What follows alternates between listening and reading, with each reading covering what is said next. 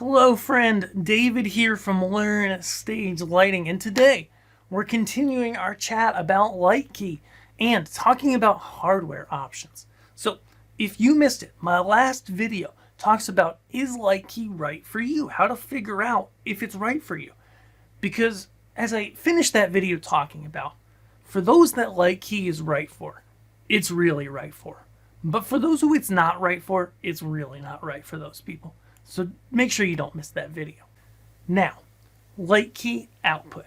One of the unique things about LightKey is that they don't sell output hardware. They don't sell any way to get output out of your system for the DMX output. They also don't sell faders or buttons or wings or anything like that.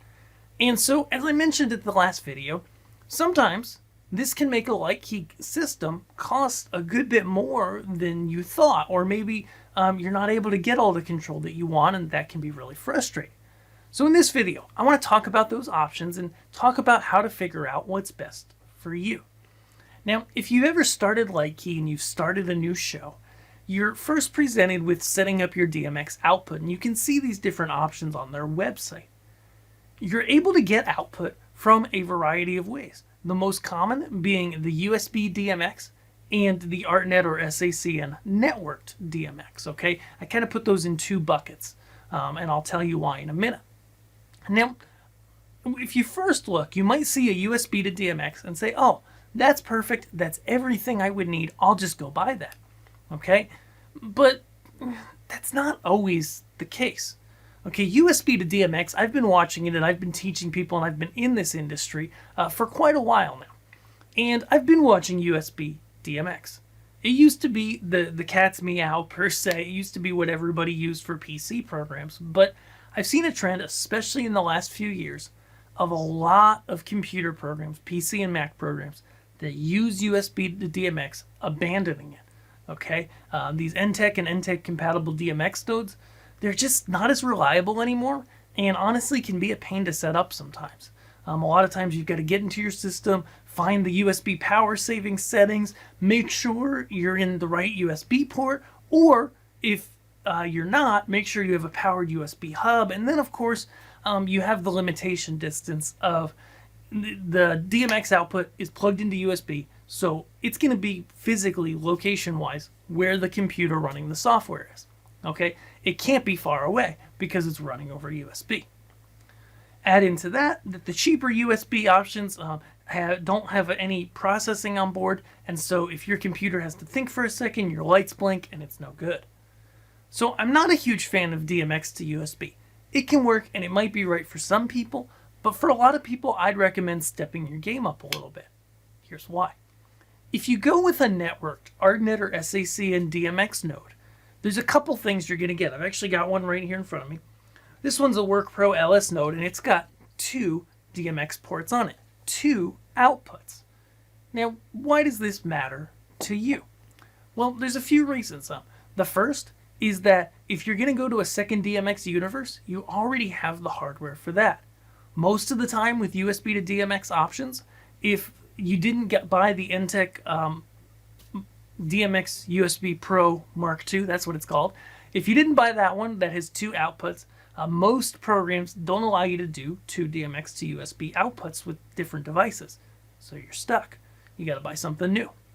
Also, in the world of ArtNet and sACN nodes, these network DMX nodes, and most of them, just like this one, do both protocols, so you can choose. I like sACN most of the time. Most of these have multiple ports because the cost of a 2-port or a 4-port unit is not that much more than a single-port unit. There's enough electronics shared on board. Now, the reason why that can really help you is because now you might not need a DMX splitter anymore.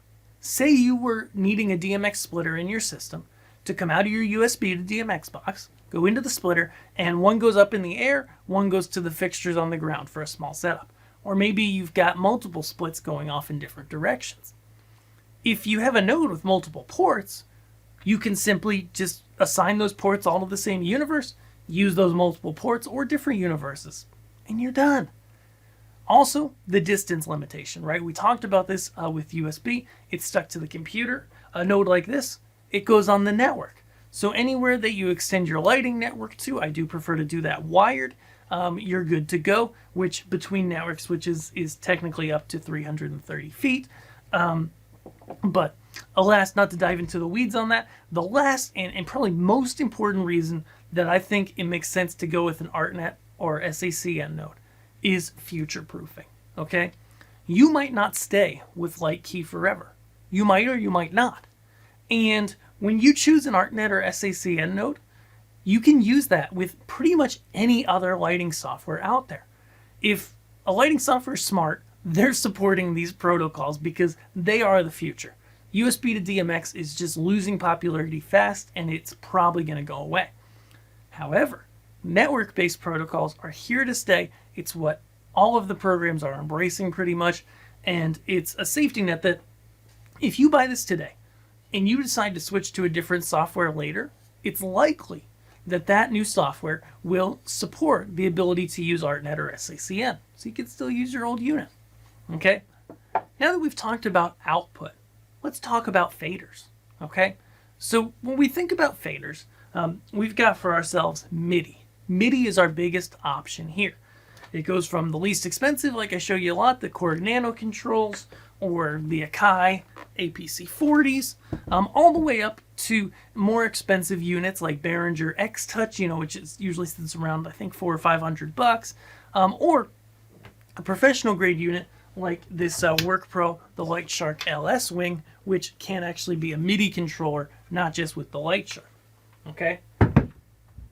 So you can get faders via MIDI. That's how it works. That's the only way right now that it works in LightKey. LightKey does not offer OSC control for wireless control. And that's about it. So if you want more info on ArtNet or sACN nodes, I've actually got an article on Learn Stage Lighting that I'm going to link to here. Then here on the end screen, I want to link, and the links are below too, I want to link to you guys and send you over to grab my free guide to begin with lighting. Beginning with lighting isn't always easy, it's not always clear, but I want to help you take the first steps to get the right lighting and to buy stuff that is really going to be useful for you and make incredible lighting quickly. So check out my free guide to begin with lighting. It's customized to the type of lighting you do over at learnstagelighting.com. Then subscribe here and be sure to tune back in for our next video.